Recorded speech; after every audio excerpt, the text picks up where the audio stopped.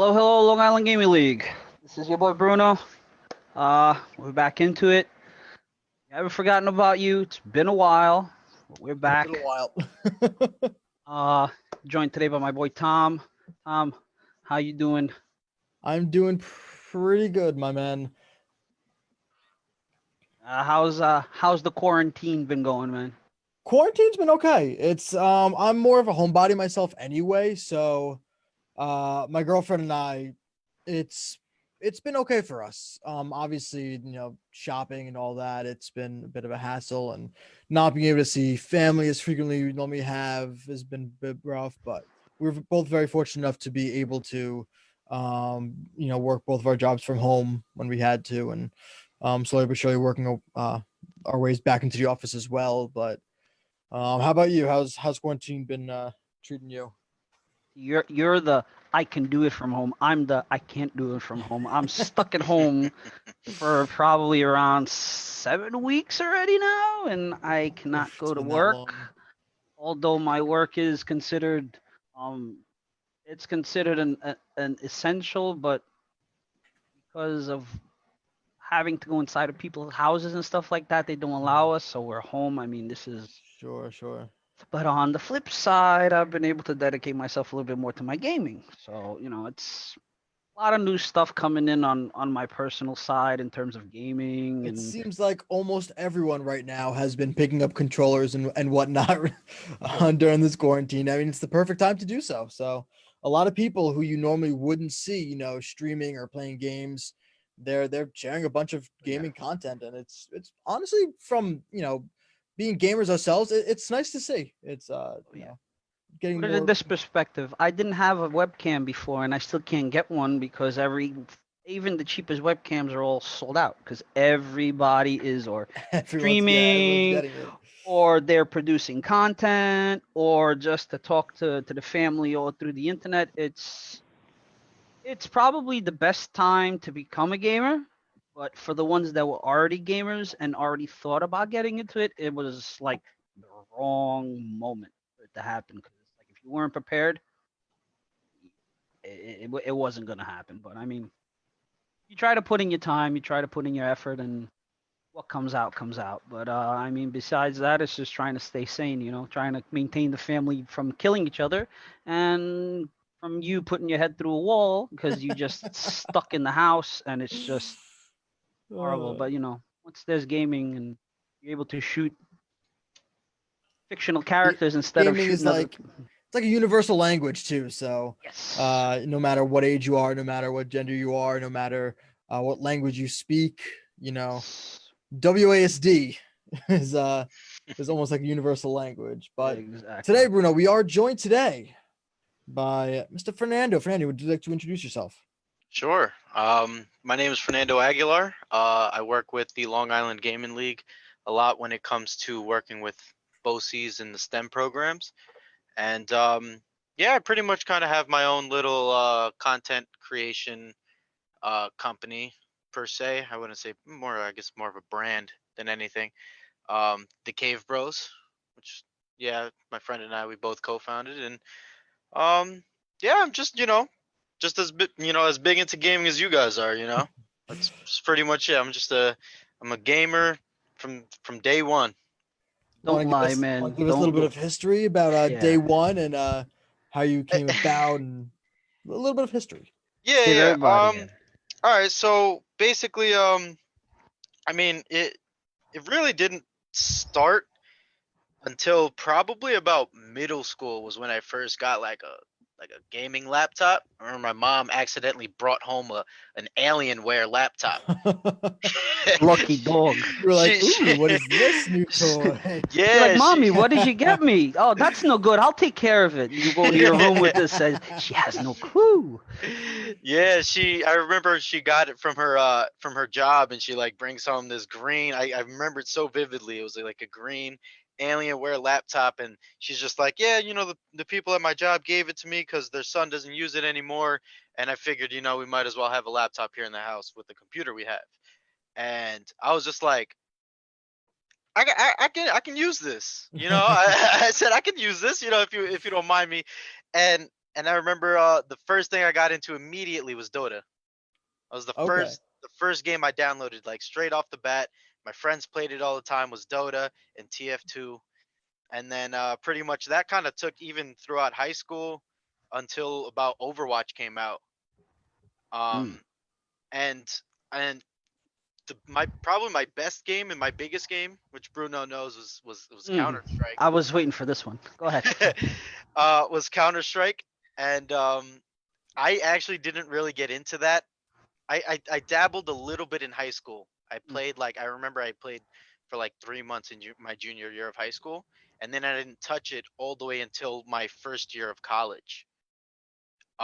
And just Wow. within that year, a buddy of mine, uh, he played for some orgs. Okay. You know, of course, due to the documents, we're not allowed to, I guess, speak on that. I guess on the specific orgs, Sure, Right. sure. but he did play on some orgs and taught me the game pretty much at the pro level. Right. And he taught me pretty much how to get into it, and I picked it up immediately. Mhm. And pretty much about 8 to maybe 9 months after getting into it was when I started practicing with these with an organization. Mhm. Mhm. And yeah, and then it was just pretty much just all of that. And Counter Strike was just something that I kept playing, and I just always stuck with it. Still to this day, I play it, a lot. Um, and then now it was like I kind of started falling off the practicing, with the orgs as much. When I started to touch on Rainbow Six more often. Okay. Just cause I don't know, like Counter Strike to me is still always going to be one of the best games, in my opinion. It's always, Ever. yeah, Ever. ever. And it's just I don't know. I think maybe just the repetitiveness of it was kind of getting to me, Okay. That's fair. you know. Probably. Yeah. And it was like when I got to taste a different game that was almost similar to Counter Strike, right? It was just kind of like, oh, this is like a different take on Counter Strike. It's interesting. It adds more elements. Like Rainbow Six, they have so many elements in that game Mhm. that I started to kind of like fall off of Counter Strike. So for me, it's been a while since I've actually like kind of touched base with any orgs. Um, I've it's just pretty much after I started playing more of Rainbow Six Siege, I just kind of got lost in that. And I mean, it was kind of like also in hopes that maybe I would get good enough to make it to that level. But I mean, and it's just after that, it was just another like a repeat process of finding other games that I was interested in.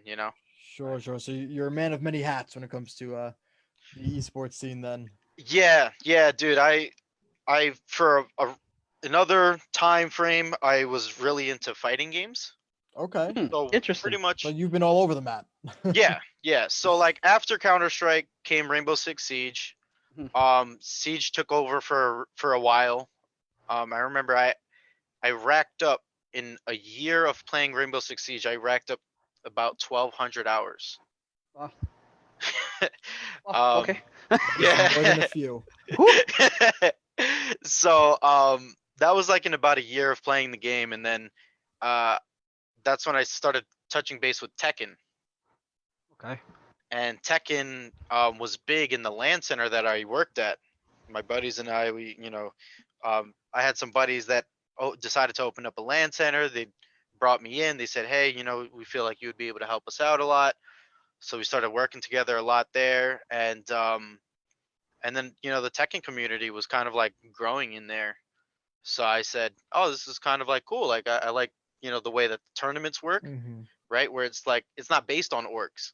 Right. It's just based on your own skill. You could be somebody unsigned who Mm-hmm. could still make a name for themselves Still make an on, impact. yeah, on like on like a world scale. Yep. So I created a team, and funny enough, that's also kind of where my tag almost came from. Where my tag was before it was Jacket Man. I like shuffled through a lot of different gamer tags. Mm-hmm. Like it was always just kind of like whatever was just whatever I thought was cool for like 3 months before I would switch it again. um, so Jacket Man was kind of like what really built like kind of my own reputation, right, Mm. and like my own brand. Um, and that came through kind of just like a series of a lot of people influencing it, where I can't actually tell you the exact route, but I know it did come up once in a podcast, the idea of it. And then from there was just kind of shuffling around the way I spelt it. So if you see it now, it's spelt without any of the vowels except for the A in man. Right. But prior to that, it was like the Jacket Man, like all written out. And then I was like, wow, this is really long. Then it was just Jacket Man all written out, and I was like, this is still really long. So I figured, if it was going to be something that at least everybody could kind of wrap their head around and remember, it should be something simple, right? So I pretty much just kind of simplified the way that it got written out, and then my organization got named after it, where I was the Jacket Man, but my organization was called the Jacket Men. Okay. Okay. So from there, I signed a bunch of I had signed a bunch of Tekken players, and I said, and I paid for them to go to tournaments along the East Coast here. So we went to we were at Defend the North, we were at Summer Jam, we were at East Coast Throwdown, just pretty Hmm. much the big Mhm. fighting game tournaments along the East Coast. Okay. And yeah, and then from there it was just kind of like signing these like really good talented players on Long Island and just in New York. Um, and from there, I would say that my talent pool from Tekken was probably consisted of some of the best players, as a collective Mhm. around the area. Now some of them even, win like the locals in or come up really close in the locals in the city, which is Mhm. super tough, knowing that the competition, knowing the competition out there.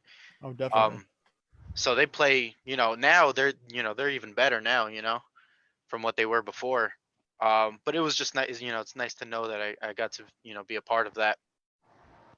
That's a Um, different side, yeah. That's Not a only be different a part of it, but you helped create that. I mean, that's something huge that I feel like we know lots of people in organizations, very few who start their own and really be successful with it. Um, it's like you said when you first started, it's like a business, hmm which it really is.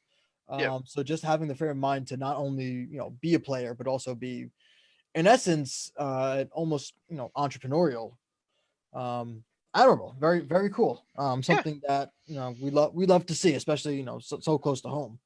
exactly. yeah. I think that it's just good to get in like involved with anything you can in esports because it's all possible. If you want to create a team, you just take whatever, even if it's just a small investment, right? And then just drop it onto a few people that not only are talented at what they do, but can also build your brand, right? Sure. So if you have talented players who also get recognized at the tournaments by some of the better players, that's what you're kind of looking for. People who stream, people who kind of already made their own name and then can also help boost, while you're helping them by assisting them when it comes to paying for tournaments and stuff like that, they're helping you because they're known. And then now on top of that, you might see their tag, but then you see your org's tag right before their name, right?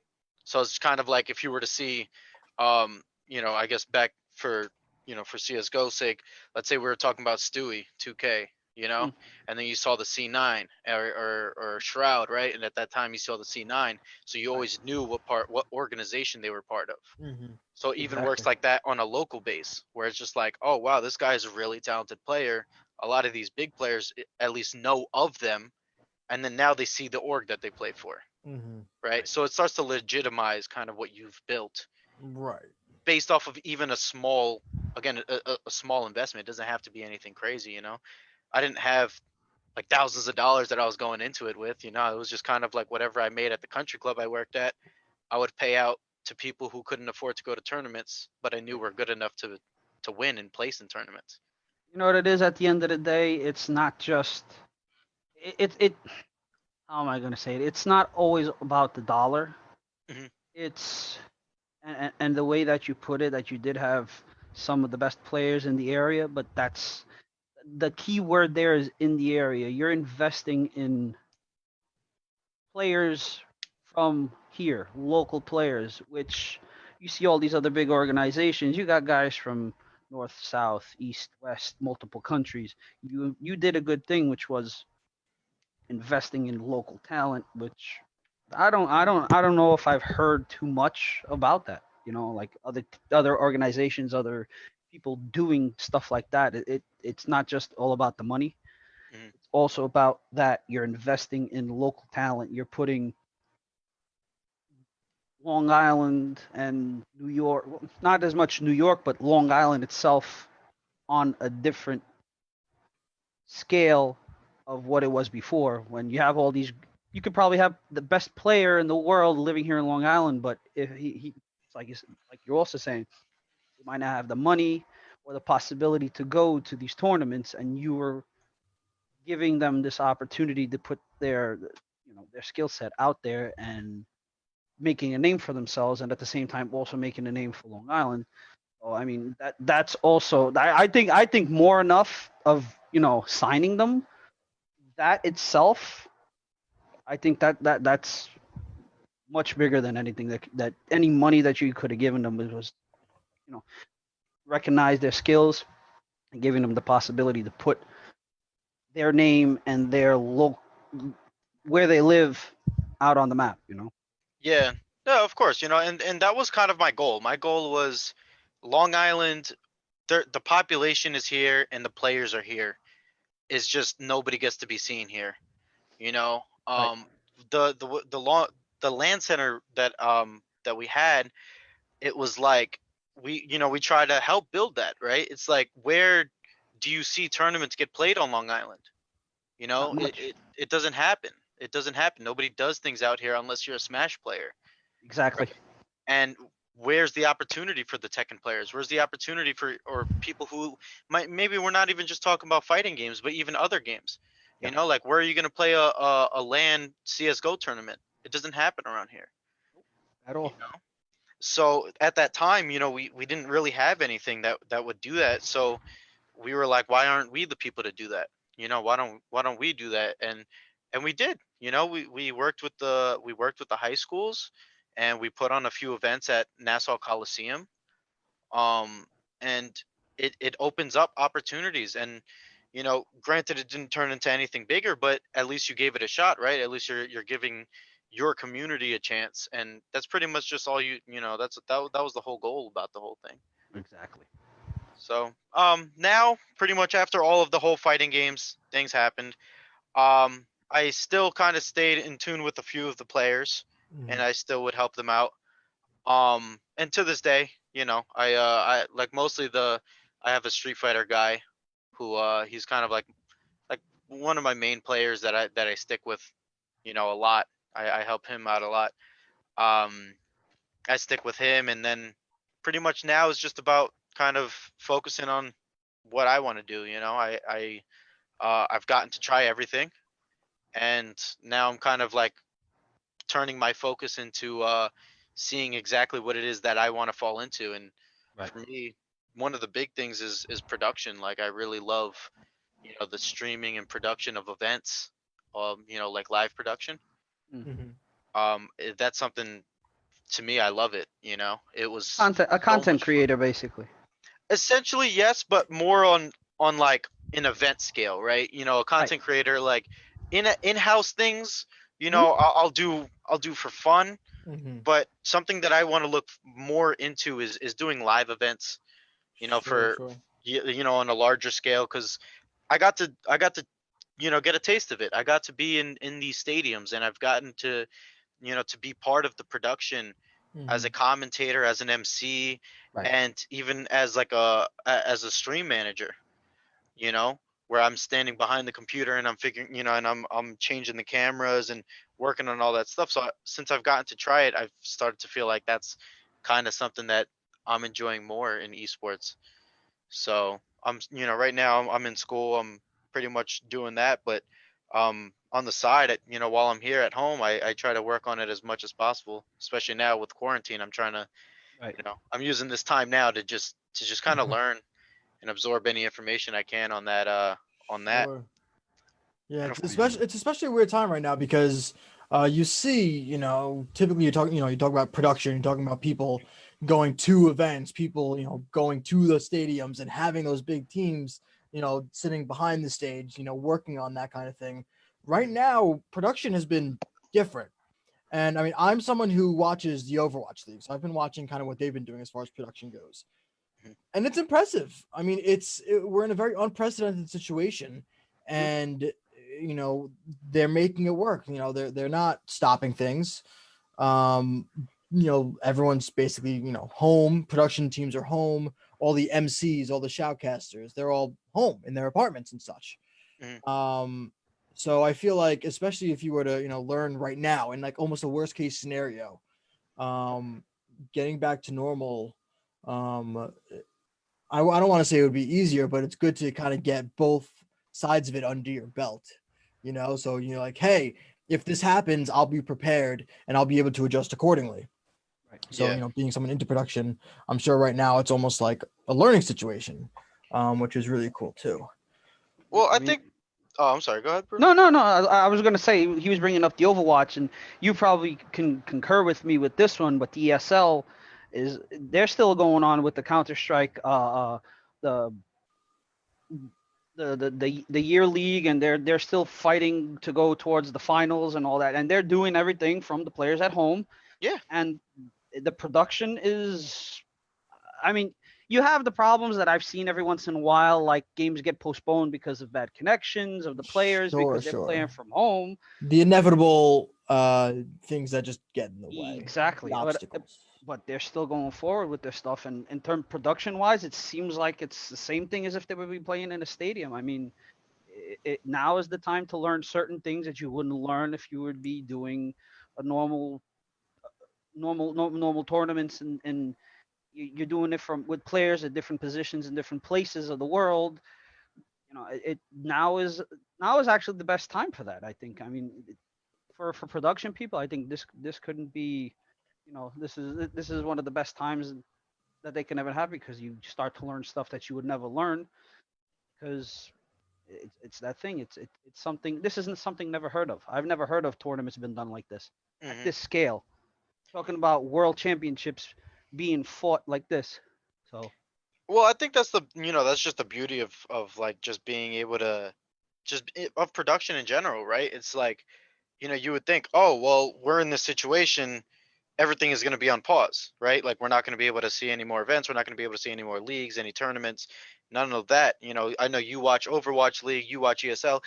I watch a lot of League of Legends, and Mhm. and they did their thing too, and again, it's like the production looks just as good as Bruno said. It Mhm. looks just as good as a live event would too, and that's the nice part about the production is that even if it's just working out of an office, if these guys are just running it out of an office, they can still do it from there. They don't, without the stadium, and you still get the same production quality and you still get the same viewership, and it works.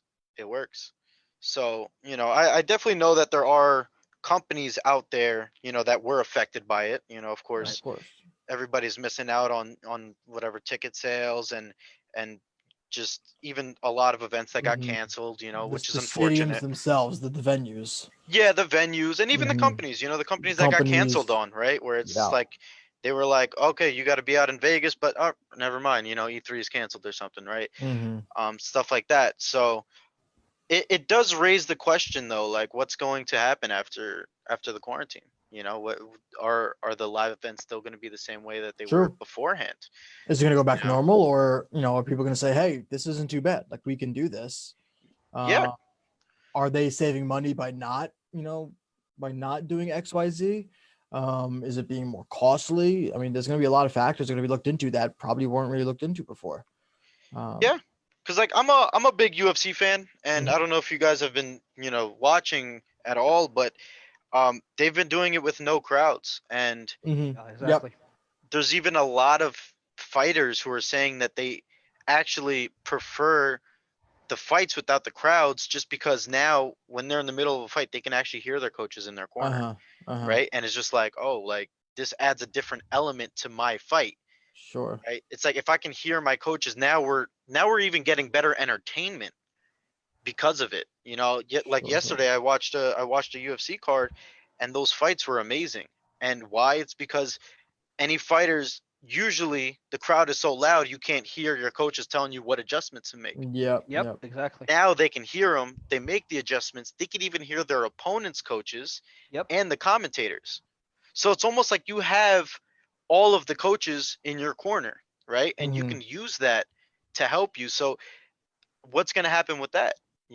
Are fighters going to prefer to have it with no crowd?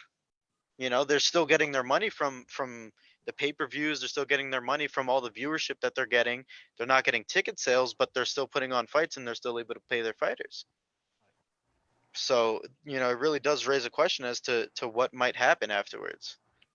I mean, I don't think that even not just the UFCs and all that stuff, but even esports wise, they're the I don't see them not doing, tournaments without people just because of the revenue, the money that they get in from all these things. Mhm. But you might have different stuff happening. Yeah, they might try different stuff, different situations, or I mean, you're gonna when this all goes back to normal, which who knows what the normal is going to be after this, Right. but I mean, I see a lot of change. Not Mhm. total 360, but I see things are going to change.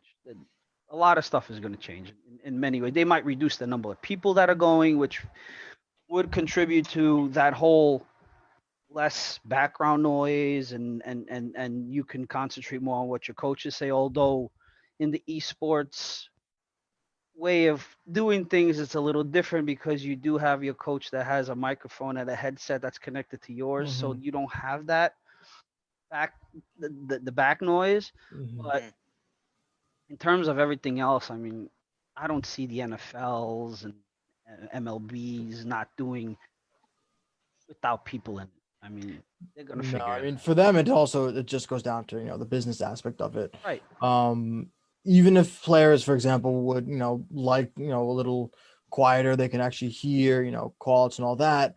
Yep.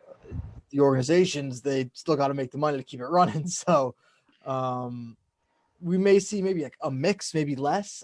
It's hard Hmm. to again, it's hard to say exactly. I mean, again, it's such an unprecedented situation. Who knows what could possibly happen? I mean, Um, Fernando could probably say the same thing as I did back in the day in school. How many people used to watch games that used to be played? Maybe like student body, that would be it. Maybe 20, 30 people at one time. Did we ever have a problem with that? Nope. Yeah, Did we have coaches, Fernando, back in the day? of course.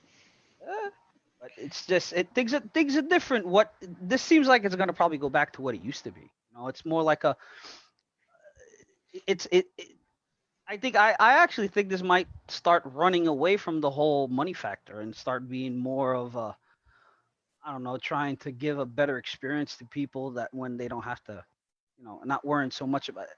This can go so many ways. It all depends on what they want to do and which way they want to go. I mean, it's it's a Yeah, strange time. absolutely, absolutely.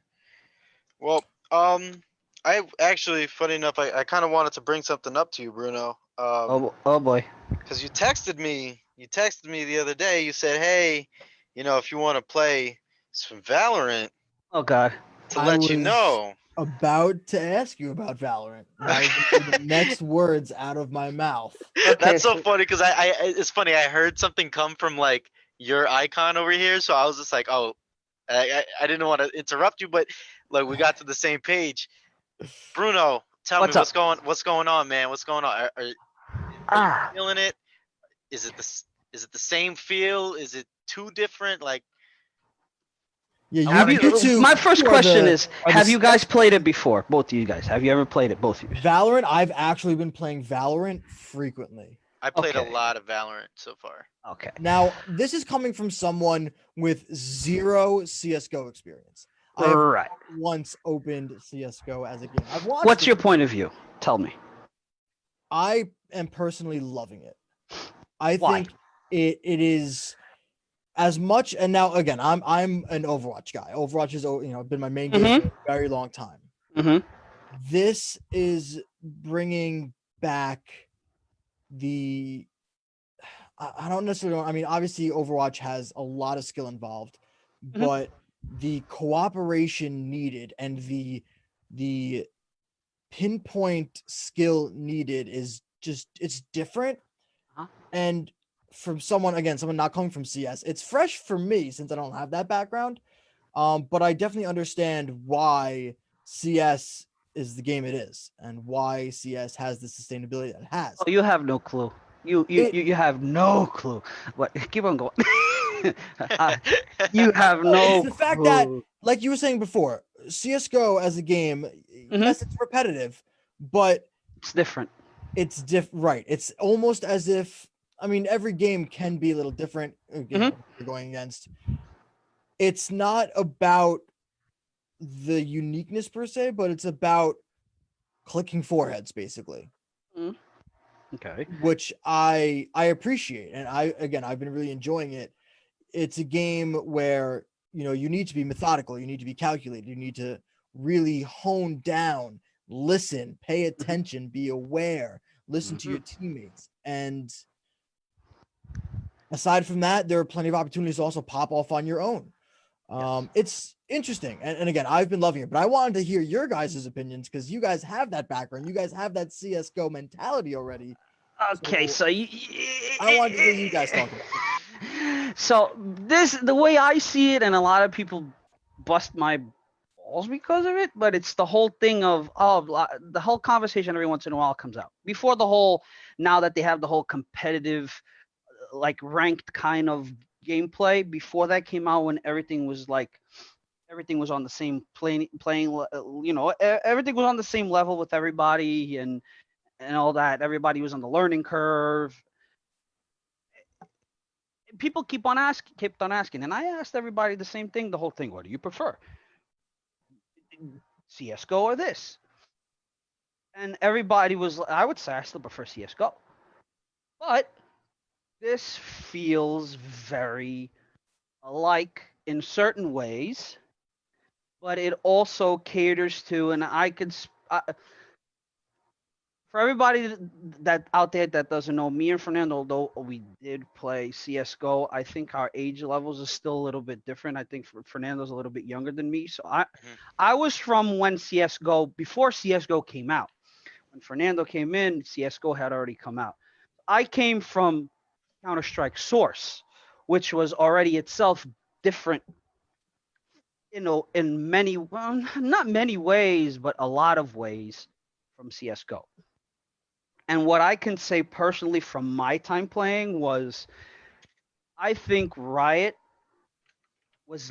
somehow was listening to what when I say we from the late 80s, early 90s, were asking for in certain ways was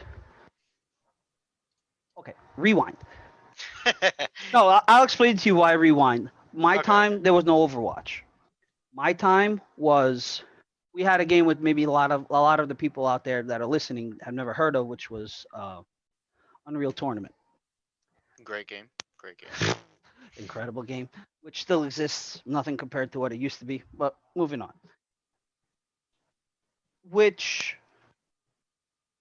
also derived a little bit from another game, Quake, which was another game which a game that we used to play back in the day too. Another great game. Exactly. They're all great games. Now, most of us from Unreal Tournament, which was from people that are playing now and playing games like Doom, the new Doom that came out, it was a little bit like that. But in terms of visuals, although it was much more pixelated, the games and the quality the production was beautiful, but the quality of the game itself in terms of visuals was nothing compared to what you have nowadays. It wasn't as realistic. But a lot of us rotated towards CS:GO, Source, Counter Strike Source, and we felt the need of that visual, of the beautiful, of the nice, of the not so square. You know, it was different. We wanted the characters to look different. We wanted the guns to look different. We wanted the sounds, you know, not so. There's not an exact word, but I mean, it's. We were crying at the time for something like this, because to me, this game, although I do get criticized a lot for saying it, feels a lot like CS:GO. I never played Overwatch, but from what I've seen, and I've seen a lot of competitive gaming and all that, it's it looks a lot like Overwatch in a way. The special abilities of the players, the way the players look, all that. It looks like they mixed the gameplay, the way the game feels from Counter Strike, and the way the game looks from Overwatch. In my point of view, the game needs a lot of work. Don't get me wrong; it needs a lot of work. There's a lot of stuff that needs to be changed, and I not and to me, it actually think it doesn't help with this whole competitive that came in now, with the whole the whole metal tiers and all that. I don't think it helped. I think they shouldn't have came out with that until the actual full game came out, because I actually think that that's ruining the game. But it it needs work. Yes, the game is coming out pretty soon. Unfortunately, now it's only the beta version, which for me took a week and a half to be able to get access to it. Mhm. Worth it. Although now I haven't played it, and I'm a bad boy because I haven't played it for like 2 weeks now. It's because I got mad at the game and I haven't touched it. Um, but from when I was playing, I love the game, and I see the way they're trying to take it.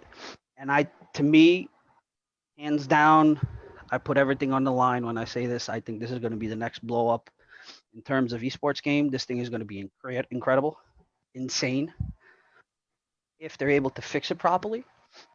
If they're able to put it at a level that has no problems, has no issues, that it's fair. I mean, there's a lot of stuff, just map wise, the way the maps are laid up, there's too many blind spots. And talking to Fernando, which is another CS Counter Strike person, knows what I'm talking about in terms of the blind spots. In Counter Strike, you have blind spots, but when you look at when you're going to check out to make sure nobody's in the blind spot, you know there's nobody there. You're good.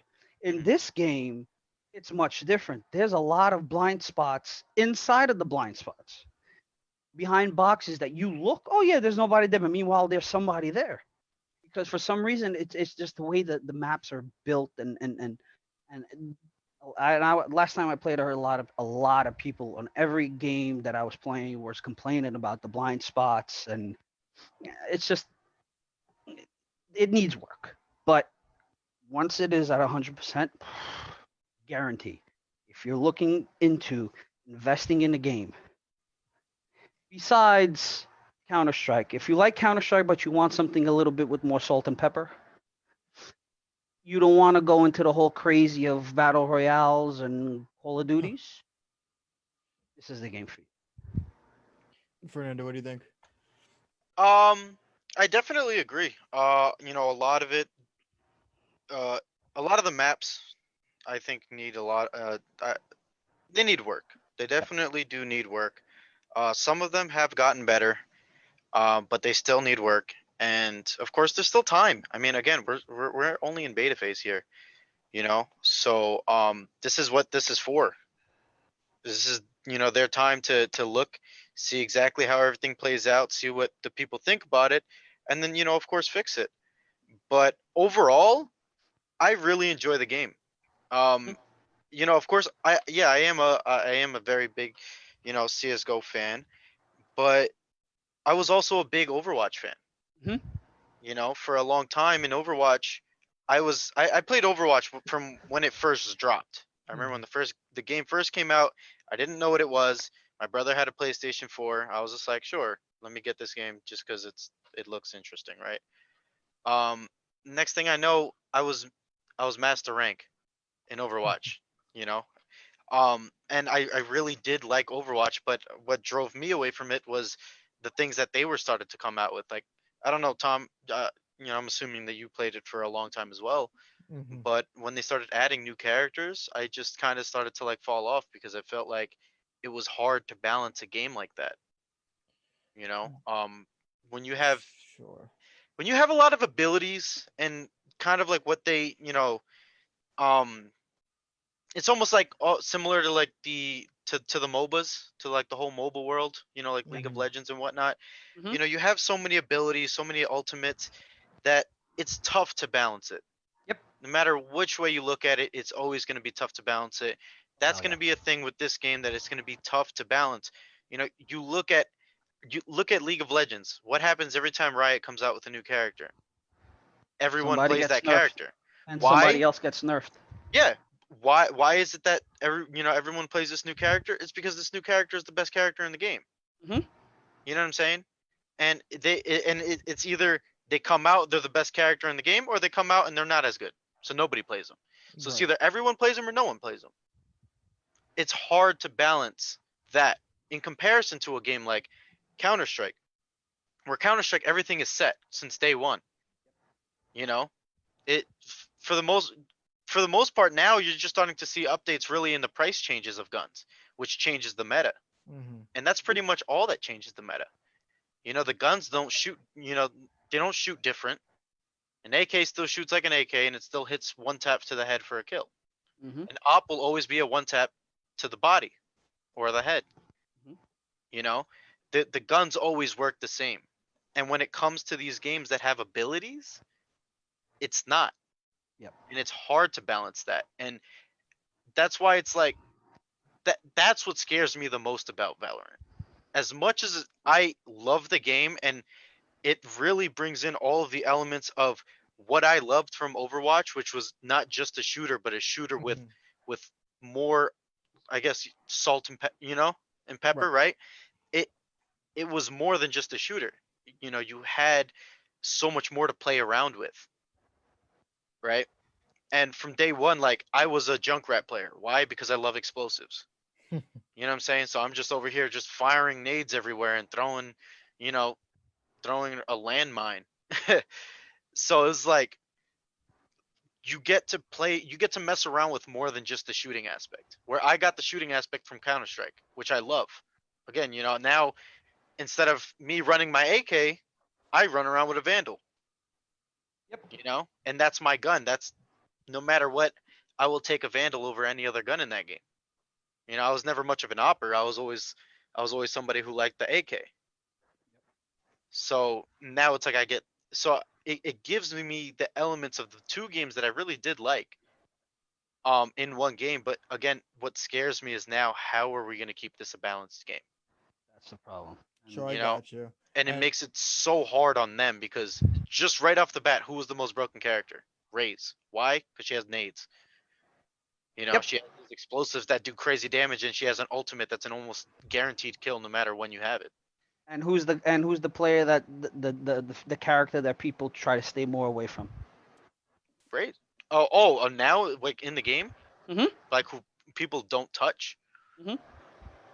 That I mean, it's Brimstone. tough. it's hard. Brimstone is the thing is like a lot of people don't play Brimstone, but I've seen good Brimstones. He has I, very good utility. I only play I Brimstone. I I've personally really dedicated like him. myself just playing Brimstone. But the thing And that again, ultimate is insane. Only problem is once they feel that ultimate is coming out and it's going there, they have 2 seconds to run. And I mean, in all this time since I've probably got a 5 kill and a 4 kill maybe once. mhm, I would say the thing with that game, I think Omen is another tough character Yes, got because too much going on. it's with Omen, you catch his ultimate, and it's not that hard to catch. They had to reduce the area in which you could hear the sound of his ultimate Hmm. because before you would hear it and you knew exactly where to run. And Mhm. on top of He that, he had the Reaper problem from Overwatch. yeah, and the thing is, like, with his ultimates, for the most part, you know where they're gonna go. Oh, for sure. Omens are very predictable. People who were playing Omen back then, what were they doing? They were just teleporting into your spawn. So it's like if I saw Omen had the if I saw Omen had his ultimate, what would I do? I would just kind of sit back and I would wait, and I'd be like, all right, well, if I'll wait it out while the rest of my team starts to slowly push, and then once he pops his ultimate, I'll be ready to get him. And people were being very predictable with it, but it made it harder for the Omen players when I could hear you Hmm. far away. It's like Right. I hear you coming. All right, I'm just gonna run to you, and on top of that, you have that delay that you have to wait for the little animation before he takes his gun out, That's when you get them. and And then you know that's it's when you going to be get him. behind you. You know it's going to be behind you. 4 out of Hmm. 5 times, you know it's going to be behind you or heaven. You know where to Exactly. look. You know you have those 2 seconds, and it's it. But for new players, when you hear it, you don't know. It still works, but I mean, I don't see And them nerfing those kind of things. yeah, but again, it's gonna be hard to balance, and same Yeah. thing with Brimstone. Brimstone, he has amazing utility, right? Yep. But it's like with his smokes, I'm seeing so many people because like people, it's the Stewie effect again, right? Where it's like people, they're like, okay, well, I'll drop these smokes as Brimstone, right? And then I'll Mhm. go in, I'll push, I'll go plant or something. Yep. And next thing I know, nobody's watching the smokes. So what is happening? People are just running through them. Yep. And and it's like that's another thing where it's just like you could beat you could beat people like that because there's a lot of people who aren't prepared for that because they weren't around in CS:GO for that. I Yes. think part of the problem with that is, like you said, they weren't around for CS:GO. So I feel like there's one of the problems that Valorant is probably seeing is that people are coming in expecting an an FPS minded Overwatch experience, where really what it is CS:GO with some pizzazz. Hmm. It's really, I mean, it has some aspects that are similar to Overwatch, but at its core, it's a CS:GO game. And I feel like people who are using those utilities in that aspect, they're not really utilizing it properly because they're expecting these abilities and stuff to be almost game changing, and they're not focusing in on checking your corners, making sure your crosshair placement is where it should be.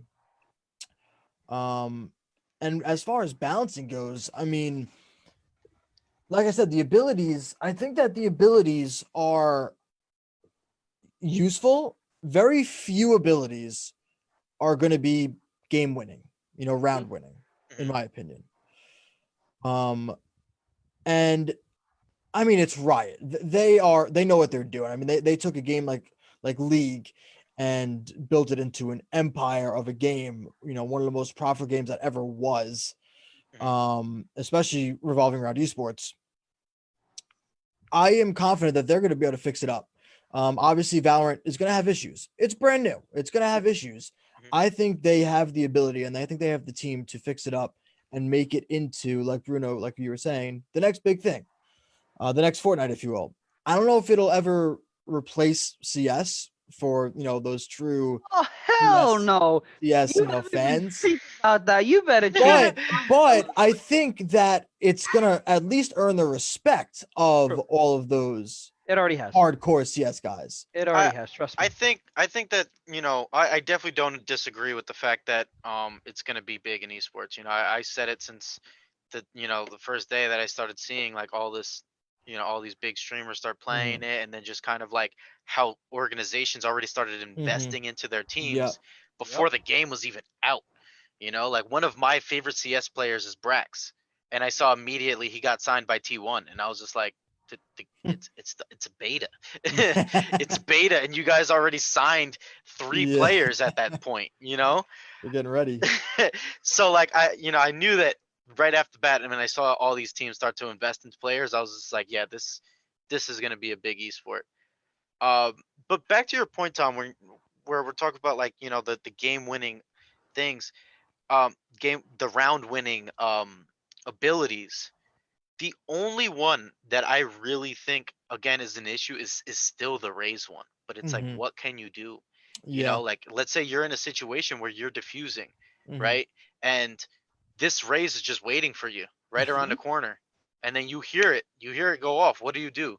You know, where do you go? Because that thing is Right. so fast. Like you could Right. try to jump That's away. one of the few that can Nah, actually. you can't jump away. Just the area that it affects. It's just Yeah, like and that's the It's thing. a It's like big area. you can try, but that person really has to mess up their shot for Yeah. oh you to yeah. be able to get away, right?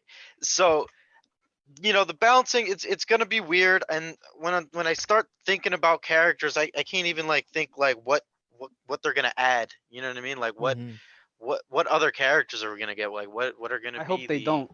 I you just know really hope that they leave the characters that they have right now and I don't think go they've already. crazy. I think they're already leaked Oh, some things about new there characters that they have planned. I don't know how specific they were, but I did hear through the grapevines about leaking new character information. But I hmm. mean, I know I heard them say something about a new character, but I and the new know they map too. yeah, but I also Mhm. know that they said that they don't want to keep their character pool large. They Right. want to keep it very small, and they want to keep their map pool fairly small Hmm. for now, which I agree with. You know, I don't want to get to the point where Overwatch is now, which no, of course, no disrespect to Overwatch. Overwatch is a great game. I've just kind of lost my interest in the game Hmm.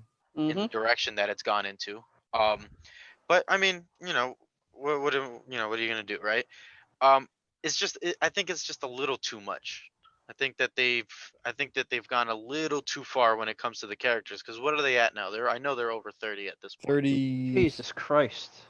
36, 34, 35 in How that do you Yeah, area. in, how do you invest on playing on learning a character with but 30 here's the characters? problem. The problem is whenever the meta shifts, now you have the same 6 to 8 characters that are going to be played, right?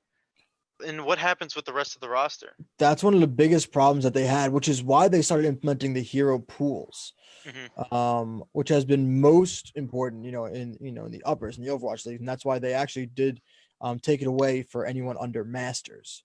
Yeah, But for a while, the entire community was seeing those hero pools because they wanted to shake up the meta, because they didn't want it to be just a static standard 6 every time. yeah, just the Um, same. Like I came back very briefly, and I mhm, think I came back at the wrong moment I because got I you. definitely want to come back. It was during goats. Yeah, and Goats is the reason they implemented 222. Yeah. So when the goats meta was a thing, for me it was so upsetting because Hmm. I'm all about DPS, Hmm.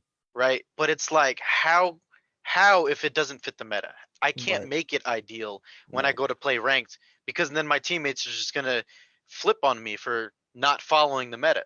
right. You know what I'm saying? It's like I can't go out of my way and be like, hey, you know what? This round I really want to mess around with whatever Torbjorn. If you know, meanwhile Torbjorn is seen as a meme. Not You know what I'm anymore. saying? He's actually very strong right now. Yeah, I've heard he's gotten a lot better, right? But like at that moment, right? It's just No, I like what got you. I couldn't do anything Torb before was some a joke. Sim was a joke. yeah, and before Um, Symmetra's rework, which I loved. Bastion, forget about it. It's actually at a place right now where it is pretty healthy. Now, the Goats meta did a lot for the game, and not only did it bring about 222, but it brought about so much power creep. They were raising the power of so many heroes to counteract that Goats before Goats came into play. And then once they implemented 222, they didn't flip back right away. So they did revert a lot of the changes, but it took a Mhm, long time. So you had so many heroes that were just unbelievably strong, and metas were kind of busted. And mhm. so I think they've gotten it to a point where it is pretty healthy, where you can kind of play lots of different styles. I mean, you can play dive, you can play bunker, you can play, um, the brawly death ball kind of comp. You can get away with it. No hero right now. I mean, obviously depending on your level, depending on where your SR. Yeah. No hero in Overwatch right now is a throw pick. Even Bastion. Um, Mhm. which right now it's in my opinion, it's one of the healthiest states it's been in, even though they have added so many new characters. I personally, play the majority. As far as learning, It's like what you're saying when a new character comes out in basically any game. Everyone's gonna be playing that character. Hmm. Mm. Um, I like to play. I like to play other characters around it to figure out the counters, for example. Um, and that's kind of how I learn the character. Valorant, I don't think is going to come to that issue. I think they are going to take it much slower, and I think I mean, they said they were going to, Mm. and I think it's definitely the right play because again, they would definitely risk the Overwatch problem where it's going to be more MOBA, less FPS, and I think they're smart enough to not go that route. And I think they are going to really hone down the FPS. I mean, they've already put out tons of patch notes for the guns themselves. I mean, the Vandal just got I think both the Vandal and the Phantom both got small buffs, but the Vandal, the spread, I think the spread recovery time just got increased. Um and the vertical recoil was reduced or something along those lines, but um I'm confident that Riot's going to do the right thing with it, and I think that as far as balancing, as far as what they're going to be doing with new agents, etc., I'm confident they'll do the right thing. Yeah. um I hope so. I have tons of faith in Riot. You know, yeah. they know exactly what they're doing and they're great at what they do. Um, I'm somebody who I like to be very critical. Hmm. You know, I like to look at it in that way, just so I can kind of see what the company does to react Hmm. to it, right? You know, like a lot of people in the community are kind of similar to me, where they find all these little things, they find all these little issues, they point them out just to see what the company is going to do, Hmm. right, to counteract that. Again, like I said, I think I came into Overwatch at the wrong time because I Hmm. want to give it another chance. I've seen where it got, like where it Hmm. went. Towards the end of Goat's meta, my favorite team to watch was NYXL. Why? Because they were doing things to try to break it, right? They I saw them attempting a lot of different comps, and you know Tom, you know that NYXL has always been known for having such a great dive comp, right? Hmm. Prior to the whole goats thing, that later on they started to like really try to change things up to try to fix that, right? And just to even test something, right? That would counteract that. And eventually they did fix it, and I do want to go back and just check out the game to see how to see how it's going, because Hmm. the other day I love the way that the gameplay was. I love the way that the game was played, and that's why I think it makes me like Valorant so much, because it's just the combo of the two games that I really liked. So it's just going to be really interesting in seeing where they go, because especially now, even for a beta, it's clean. Yeah. Oh, for sure. And what It's I like clean. about it too is that yes, it looks very pretty, Hmm. but you can tell they've even held back on a lot of graphics just to ensure it's sharp. Hmm. They've been fixing the graphics every time there's an update. You notice that the graphic there's things that are getting fixed on the way the Yeah. game looks. Then It, they getting definitely cleaner. have everything stashed away. They're just kind of Oh waiting, yeah. like, okay, let's just fix everything else, and then we'll slowly incorporate everything, right? Right. We'll slowly start to They're follow it. definitely focusing on the gunplay. They're definitely focusing on that over, the graphics where they very well could say, "Hey, look at these awesome graphics. Gameplay is a little shoddy. This Hmm. gun doesn't work very well. It's kind of broken, but doesn't it look great?" They could do that very easily, but they're Yeah. not. They're saying, Yeah. "Hey, there may be, this isn't the cleanest wall, or there's, it's not the sharpest the box isn't the perfect angle or whatever, but Hmm. that op or that marshal, when it clicks the head, they're going down."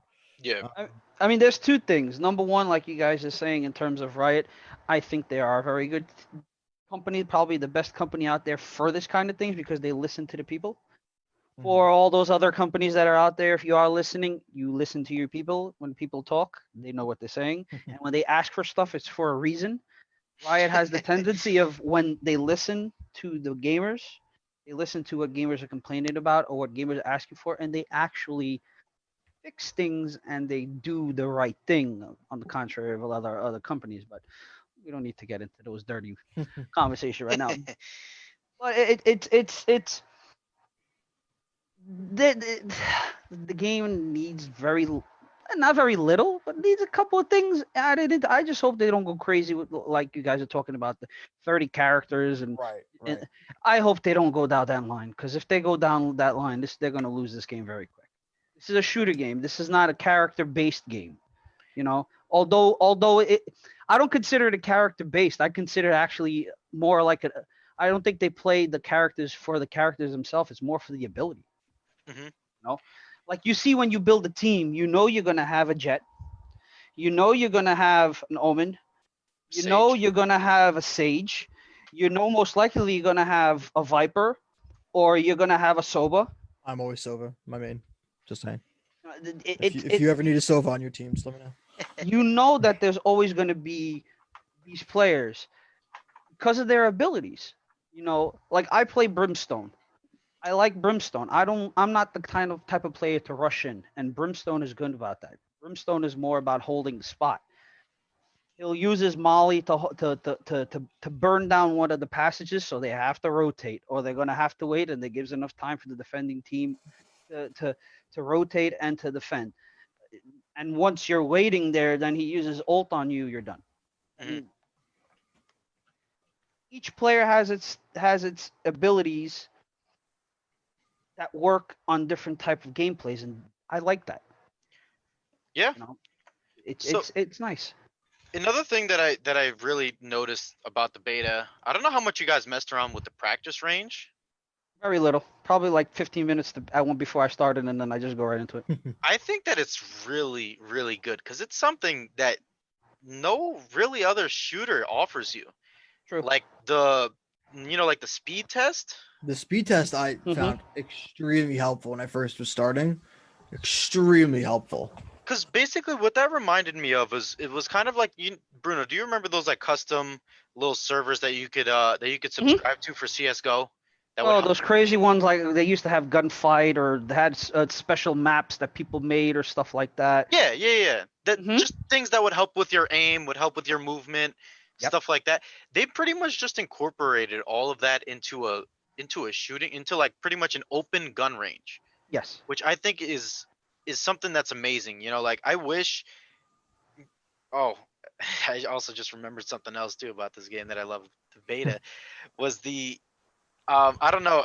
For me, running like tournaments and stuff like that, and even if it's just like a head-to-head matchup between two teams, spectator clients are super important when it comes to that Oh, I love being able to talk to your players. Uh, because that's beautiful to me. I got a lot of I got to see a lot of that in Overwatch. I got to mess Mhm. around with the spectator a lot for when we would do events. I would be in charge of the in-game camera, right? And the controls were very, very good. I loved the way Overwatch had it. They were probably one of the best. But Riot's Valorant in beta phase, it's amazing. It's amazing. They already in my book surpassed Rainbow Six Siege For sure. by one element, and that's the fact that you could have two spectators at one time. You would think that a game like Rainbow Six Siege, which has been out for 5 years now, Yeah. would add at least one more spectator for the coach of the other team. So you could have two coaches in at the same time. You would think they would add that, right? No, it's been 5 years. We still haven't got that. And they did a full update on the spectator client literally just this year, but they didn't add the second spectator client. So now when the colleges run their events, a buddy of mine, he coaches his college team, and it's they have to take turns. Mhm. They have to take Jesus turns Christ. being the spectator. It's like, oh, okay, well, you can be the spectator of this game, and then the next map I'll be a spectator. Like, how does that feel as a coach? In just these local tournaments, You can because only of coach course, half the game. yeah, because the thing is, Pro League, of course, they have this stuff, right? Right. They're Rainbow Six Siege has a completely different client for Pro League, Yep.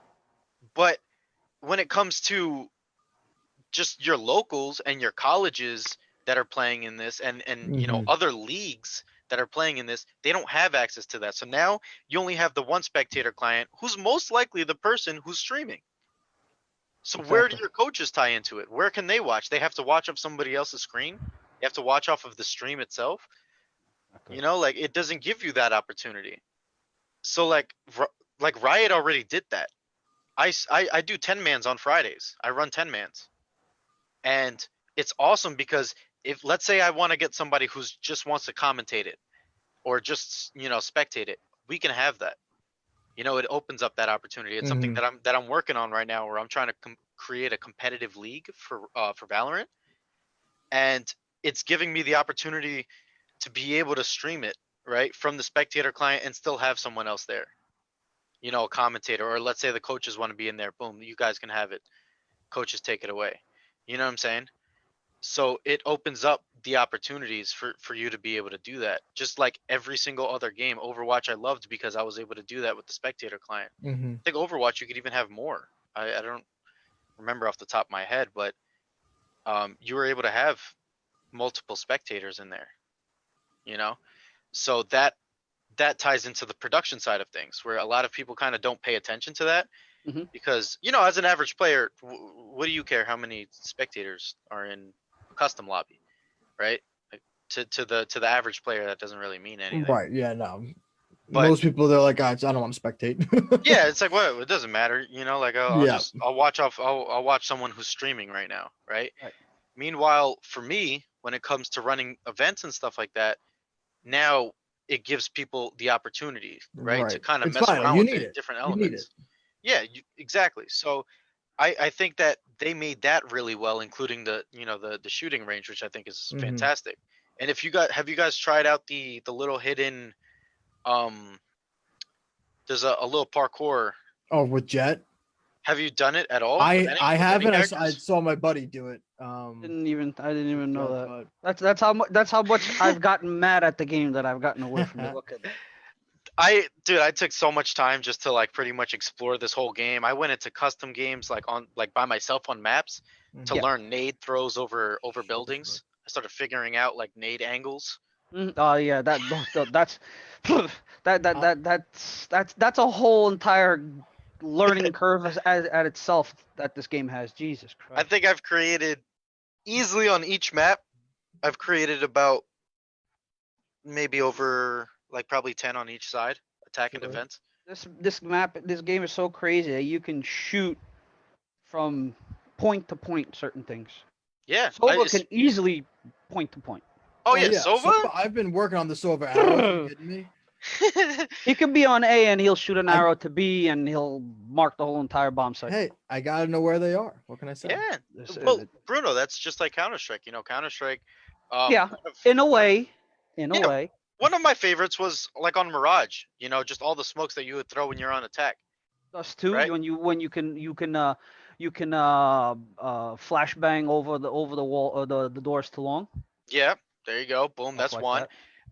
I love that one. I abuse it all the time. Dust 2, when you go from T site to B, you throw it over the building and it lands inside of the bomb site B.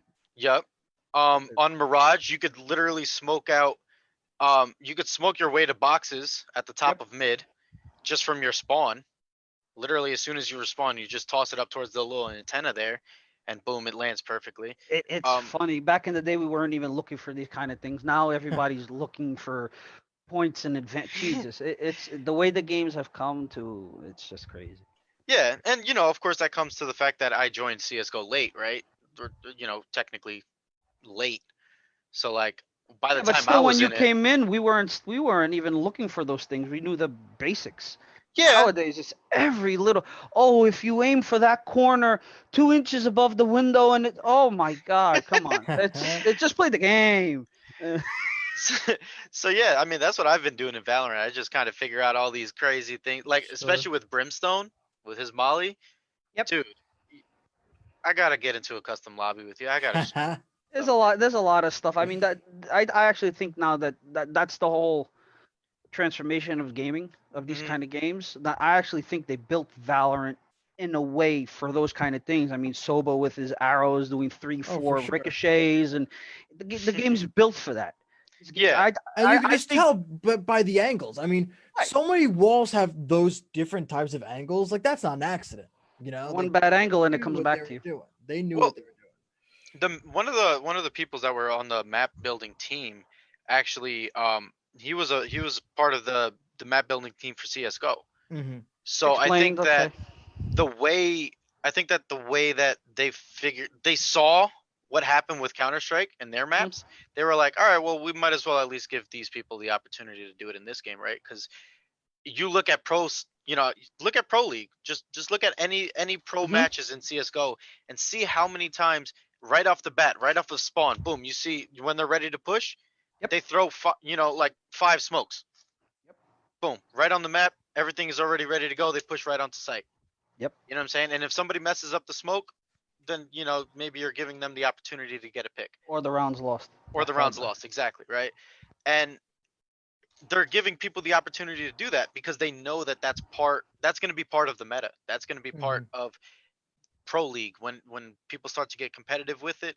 I see it already in these 10 mans that I run. Before I was even doing more than 10 mans. I had 4 teams going at it on Friday nights. I would run a round robin tournament with 4 teams because that's how many people I have ready to go. And these guys, we would see some teams that are actually coordinated that would come on and they would just destroy us because why? Once they're ready to push onto the site, out of nowhere, I see an omen smoke pop out of nowhere. Boom. Brimstones, 3 smokes come down. You Yep. know, Jet, Sage Wall goes up. Next thing you know, all 5 of them are on site, and there's only 2 of us there because we weren't. Or all 5 of them already behind you on the other side. You didn't even hear them come through. Yeah, you know. Yep. So it definitely adds that element to it, which I think is awesome. So again, another thing to just kind of praise Riot about, which was they were smart in the way that they made their maps, but they do need fixes. They do, Yeah. they definitely do need adjustments. A lot of They them. gotta get rid of 3 bomb sites. That's the worst. Oh Get my rid of it. gosh. That's the Crumble it worst. up. Burn it. Destroy it. I don't care. Nobody cares about 3. How you protect 3 bomb sites with 5 people? Well, here's the problem with it is it's not even just the fact that it's 3 bomb sites, but look, you're gonna have one person watching B, most likely, right? Yes. You have probably 2 on A, one holding Mhm. short, one holding long. Then On you're C. gonna need somebody in garage or doors or whatever people call that. Mhm. Then you have one person on C. Yep. You're so spread out on a 3 site map. It's impossible to make that competitive. The map is not that small. It's actually pretty large. I mean, Yeah. from the T side for you to get to C, I mean, it'll take you easy a good 15, 20 seconds to get there. I mean, it's huge. The map is huge for what it is. I just think it's, and you hear you play it. You guys play. You hear the same. Everybody complains about it. Every game you play, that particular map, somebody's saying or writing in the comments. I don't know who the hell came up with 3 bomb sites. Well, Or yeah, they'll throw it out. Imagine Counter Strike with 3 bomb sites. because you see, like Tom, I don't, I know you didn't play CS, Mhm. so just just to even think that there would be a map with 3 bomb sites in I wouldn't CS play it. I wouldn't play it. is to us, it's just the worst idea possible, ever. Uh-huh. You know what I'm saying? And It, it's a lot agree more with you. players. It's not just 5 players per team. We're talking. It's a lot more players, and you would still not. It's. it's just not feasible. It doesn't make Mm. sense. In my opinion, it doesn't make sense because you do a hard A rush. Think about how much time it takes for your person holding doors and holding C to get across. You know what I'm Happens. saying? And, Takes and a little while. yeah, and I struggle with it because I always like to hold C on that map. I love to have that just straight angle, and once you turn the Same. corner, I'm ready to line your head up. Give me that op. Yeah, Same. so it's like when I hear my friends say, "Hey, they're pushing A." By the time I get there, there's already at the bare minimum 3 people on site. Mhm. And what can I do about it? You You know? ain't clutching that for sure. So it's it's really really tough, but I mean, I think it's going to be something that they're going to have to probably get rid of, in my opinion. I just don't see it being competitive And at all. I see. Yeah, they gotta they got an or the option of not using that map as a competitive map. That's well, right now that map should be in just the casual.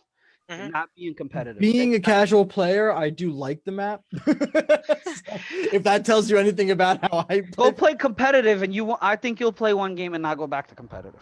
Trust me. It's And fun. Like it's fun, yes, but as it's a hard. casual map, don't get me wrong, I've had my fun on that map. Mhm. You know, Yeah. my friends and I, one day we were playing and we were playing in these 10-mans, and I came up with the idea of a 30-second push, which means you literally wait till there are 30 seconds on the clock, then we all rush C. Mhm. And we just wait on those boxes in that corner. You know that little Sure. try box? Yep. We all just stand there and wait. And then once I hear somebody walking down C long, it's either we get the pick and rush, or we just wait the 30 we wait till there's 30 seconds on the clock and go. Mhm. Brimstone. And I figured out my little sage wall that kind of gets me over that arch. Yep. So instead of even just like looking at the arc, like normally you would turn that corner. If you were the Look now. person pushing up, you would turn the corner and you would be looking at the arc doors, right? You'd Mm-hmm. be looking at those arch doors.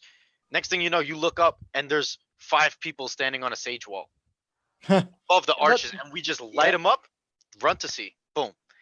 So it's fun. It's fun. You could definitely have fun if you can get creative with it. Mhm. So I'm not denying that. I think that when it just comes to a competitive Oh standpoint, God.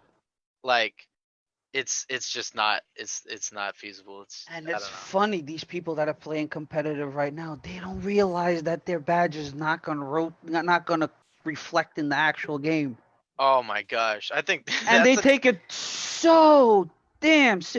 Oh, I need to get the dude. In less than a month, the game's coming out. Even the stuff that you bought, you're getting your money back. yeah. But you already know I invested a lot into it. I've put Not a I've penny. put Naturally. I've put a lot of money into this game, and I'm a little Yeah, disappointed but to see that, but you're it's getting your money okay. back. Yeah, but think like this though. You see right now they're very limited on, like you guys were talking about. They're investing more in the visuals of the actual game. How many options do they have on? There's not that many options on buying skins for the guns. There's not that many out there, and I think that's good.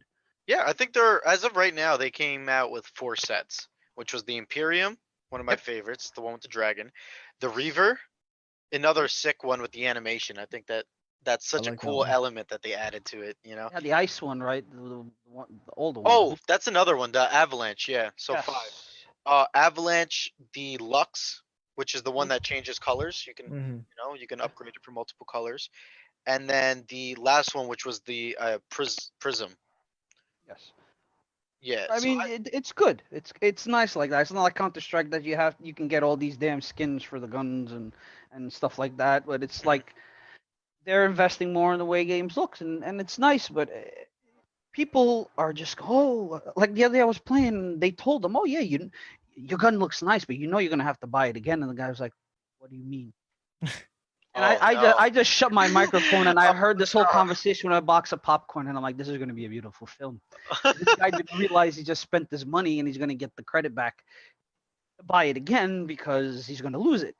And then they told him, yeah, your rank's not is just for the beta. When it comes in for real, everything gets reset. And he's like, what?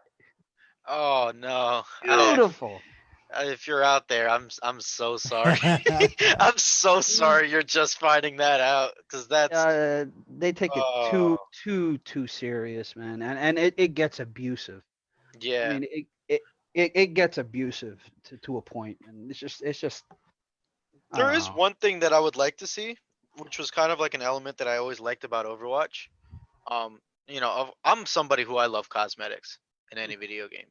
You Sure. know, Counter Strike, I had just so many skins, knives, everything. And I would cycle through them whenever I would log on. I'd be like, you know what, today I'm not gonna use this knife. I'll use this one, right? It's just to kind of get a look, like just a different look. And with Overwatch, I love the skins. Like that, it was something that like I like obsessed over. Like one of my favorites all time is Genji's um the or not Genji's, I'm sorry, Hanzo, his wolf. Sure. Yep. I Mhm. love that one. That's my favorite. It's the only one that I use for Hanzo. I have so many for him, but it's still the only one that I use. I think it's amazing. And I'm kind of curious if Valorant's gonna do something like that with their characters, because we see how Riot is with Uh-huh. League. League, yeah, I'm sure they'll do You know, something like that. I'm Probably I they'll would change not be probably like surprised. yeah, like different inside of the each character. You'll have different versions of the character Yeah, that you the can unlock. outfits and stuff. Yeah, Yeah, I'm I sure. understand yeah. that's how it should be. I actually think they should concentrate more on that than adding more than I don't think they should have more than 10 characters. Yeah, the characters. I mean, I'm pretty sure if I'm correct, I'm pretty sure that they've already said they're not gonna have too many characters Mhm. and maps as well. They're gonna keep the map pool pretty small too. Mhm. Which is good. I don't want to play. I don't want to have 12 different maps that I can Mhm. play. You know Sure. what I'm saying? Because it's just it really minimizes your opportunity. It's not gonna be like Counter Strike where you can choose the map you want to play. Mhm. I already know that. And it that's just kind of how any other game is. Overwatch you don't really get to choose. Oh well, I only want to play Right. Gibraltar, right? Right. Or whatever other map you might like. That was something that was kind of different about Counter Strike, where it was just like if you were somebody who loved Inferno or you loved Mirage, you only chose those two maps and you only queued up for those two maps, And Mhm. right? that's when you go play and then the other team decides to block that map and then you're screwed. Yeah, yeah, yeah, exactly.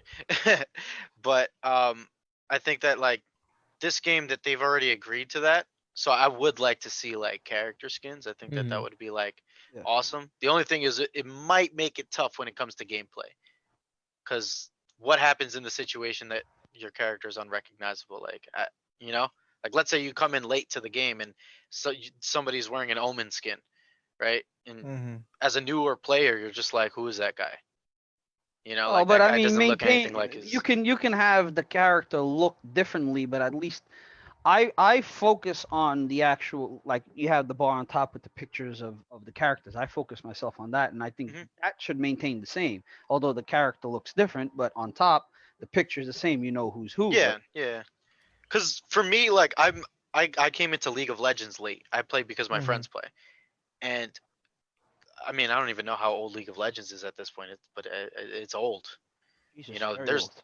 characters that are like they're easily over 100 characters, and all of these characters all have so many different skins. So now when I I've get into I get into League games and I see a character and I'm like, who I've are they? definitely been in that scenario because I'm the same thing. I got into League late. I don't play it often. I Mhm. almost never play it now, and then I'll hop in and be like, "Who the hell is that character?" It's like, that's like your main. I'm like, I've never seen that skin before in my life. I have no idea Yeah, how's that character. and they look completely different, right? And it's just Yeah, yeah. like for me, like let's say I'm getting ganked from like a different lane, or like the Mhm. junglers coming at me, and I just see them flying at me. I don't even know what character it is. Therefore, I don't know their abilities, and I'm just Yep. like, is this guy coming from mid? Is this the top player? Is it the Uh, jungler? Like, who is this guy? Like, Yeah, I what's don't coming know. at me now? Like, What's what's happening to coming me? at me, and what is this person gonna do to me, Yep. right? So of course that could also get confusing, but I also don't think that they're gonna add too much when it comes yeah. to I hope not. I mean, cosmetics. like we were saying, like in terms of the comparisons between one game and the other. I mean, you got pro CS:GO players that are rotating towards Valorant. I mean, Hmm. I've seen Stewie 2K play tons of Valorant and almost nothing of CS. Um, It's scary. I think I've seen Twist also Hmm. Hmm. playing some Valorant, although he plays a lot more CS:GO. I mean, the guys from Astralis, most of them are playing Valorant when they're not. I mean, it shows how similar both of the games are and how much us CS:GO CS players were craving for something like this. And that's the only thing that scares me is that I'm an I'm addicted to CS:GO. I've Hmm. always been addicted to it. I've been a fan. I mean, my games used to be Diablo and CS:GO, two very different games. I love them both, and I still gravitate towards CS:GO more than Diablo. And it scares me because I don't see that many young players playing CS:GO because all these kids want is Fortnite, Fortnite, that kind of Yeah. stuff, and you don't have players playing Go, and it's just it scares me that this thing is going to end up like almost like Rainbow Six. Well, for me, I wouldn't be too worried about Counter Strike. I hope No, not. Counter Strike always has its strong population. What I'm worried about is I'm looking at the pros in Overwatch. Like Tom, I know you saw Sinatra. Sinatra, who is Sinatra. literally the biggest in the Overwatch The league. face. He was the face of the Overwatch League. The face, like the best player definitively out there, and this guy decides to retire from Overwatch to go play Valorant. Mid-season. Like Bruno, I Less of don't. a headache. It's less of a headache. Trust me. Yeah, I but think. the thing is, Bruno, it's like just him doing that Yep. affects everyone else in that Yep. league. Just him making that move affects Overwatch League so much because when you have your best player, your face of your league leaving to play a game that hasn't come out yet, Yes. it affects it a lot, you know, and I'm more scared of that than I am of Counter-Strike. You know, Counter-Strike, no matter, yeah, you might not see young people around here playing it, but go to another country that Oh no, doesn't yeah, for have sure. the opportunities to play on a good computer. What are they? When we had the LAN center, we had people who were coming who were like maybe like on vacations and stuff like that, coming from like, you know, a lot of like Eastern European countries. Yep. They would go to the buffet next door and then they would come by and they'd say, "Oh, it's a LAN center." And then what was the first question? Do you have 1.6? Jesus Christ, 1.6. Holy They're moly. to this day they still play 1.6. Tom, that's like How? before Counter-Strike. That was That's before this, CS:GO. Okay.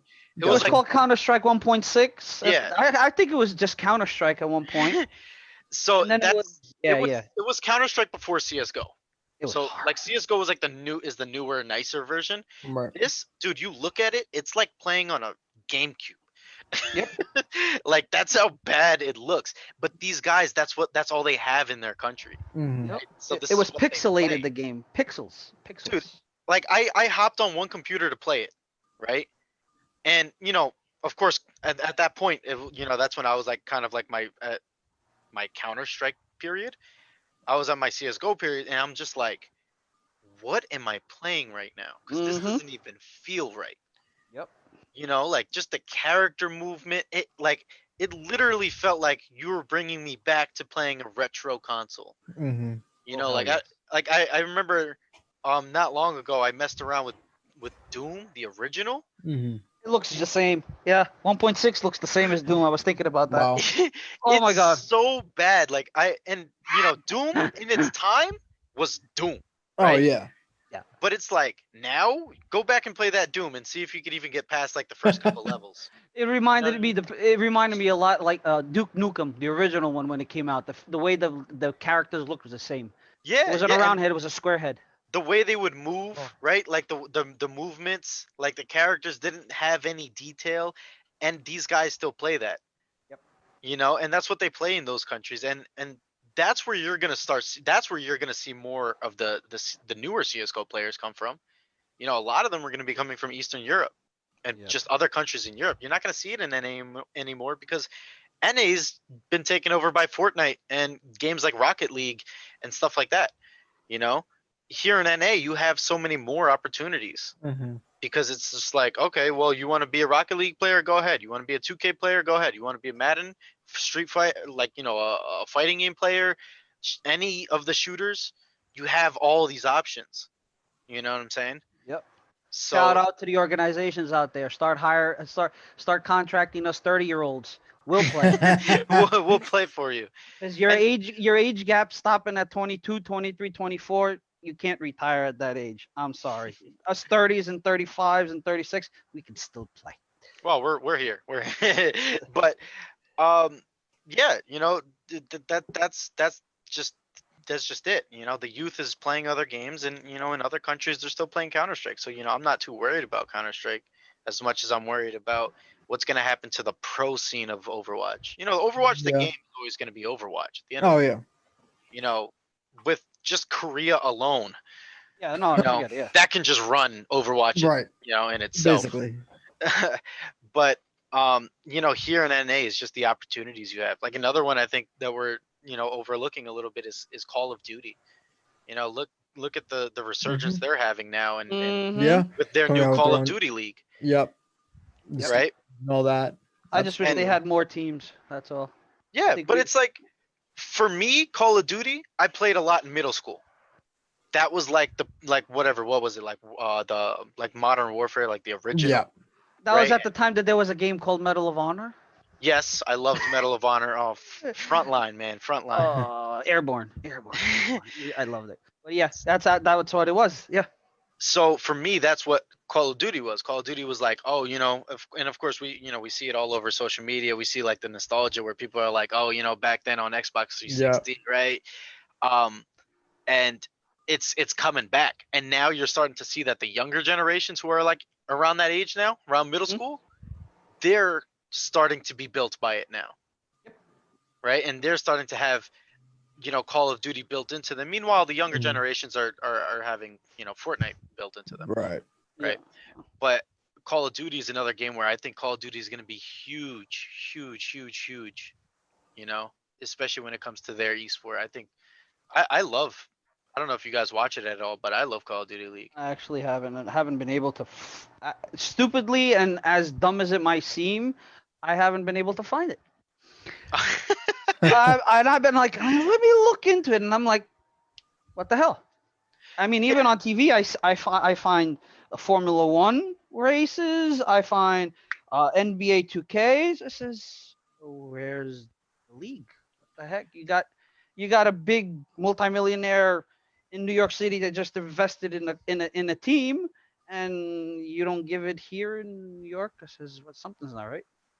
Yeah, I think it just still there's a lot of bigger esports that It's are still on the being newer watched. side. Yeah. Yeah, so It you needs to give prove that some itself time. first. It needs to prove Yeah. itself. Exactly. It's like what Overwatch League did. I mean, they proved themselves on Twitch, and then you saw them towards the end of last year on not only the ESPN, Disney XD. I saw a game. I think it was on USA, for example. Yeah, even on ABC too. ABC everywhere. So Call of Duty could get there. They just guys, they have to earn it. They have to earn it. Of course. And As long as they don't ruin it. one of my favorite things, as like a traditional sports fan, my favorite is football. Is that you have teams that now represent your city. Yep. Just like Overwatch League. That was my favorite thing about Overwatch League compared to any Same. other esport. Granted, CSGO, great to watch, very easy to watch. I loved it, right? You could follow your teams, but it's not the same as having a team that represents your state or where you're from, right? Where it's just like, I have a New York, right? Like, NYXL, I guess, is my team. Granted, in traditional sports, I am not a New York fan whatsoever.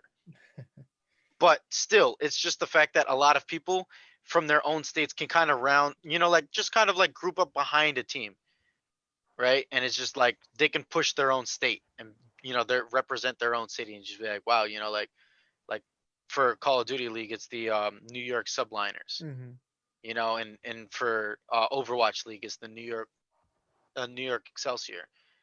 And if you ever go to the city and you go to a place to watch, like a LAN center to go watch at, or just the viewing parties that they have, they're packed. They are packed with people, and it's such always a pride. Yeah, It's a pride. I mean, you could be, you could be not an Overwatch fan, but be a New York fan, and now you're like, hey, this team is a New York team. Go New York. I mean, I had a few times in the spring last year, when the Overwatch League was on, like ESPN, Disney, etc.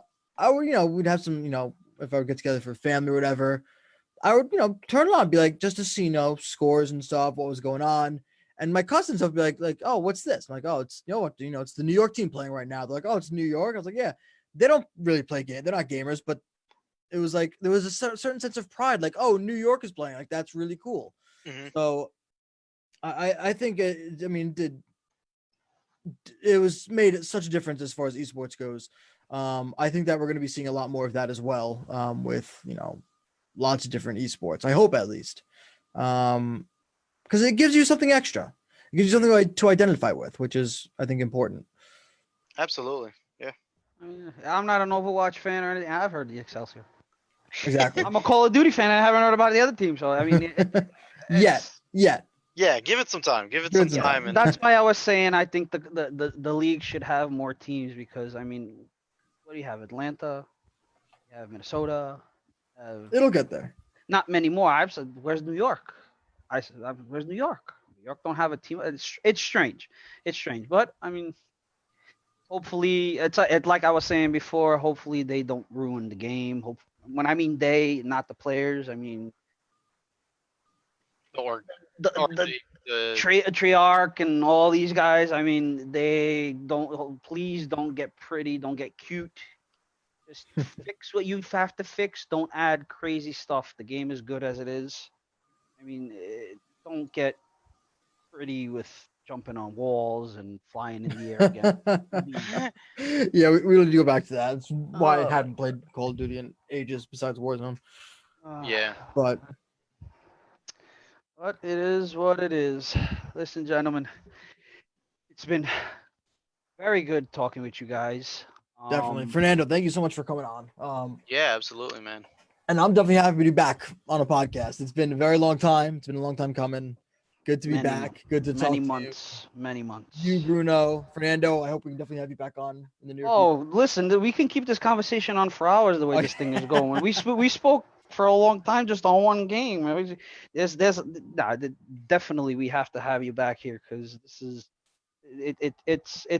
it's a goal for fresh air for this whole entire podcast, and it's something that's good, and it's good to have somebody local with the knowledge that you have, and Yeah, it's a good thing for everybody, and I mean we have to have you back.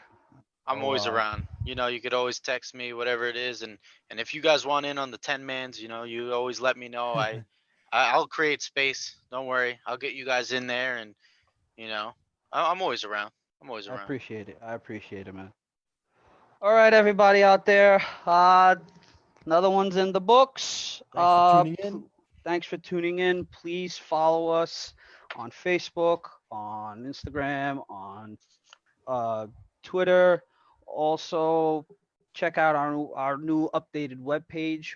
Sign up if you're interested. There's a lot of fun stuff on the webpage. Mhm. If anybody has a suggestion out there for somebody they would like to see or hear from, or content, anything, shoot us a DM. We'll get back to you as soon as possible. Okay. And I guess you'll hear from us soon. We haven't forgot about you. We will never forget about you guys. Peace out. Have a good one. Peace. Bye. Bye.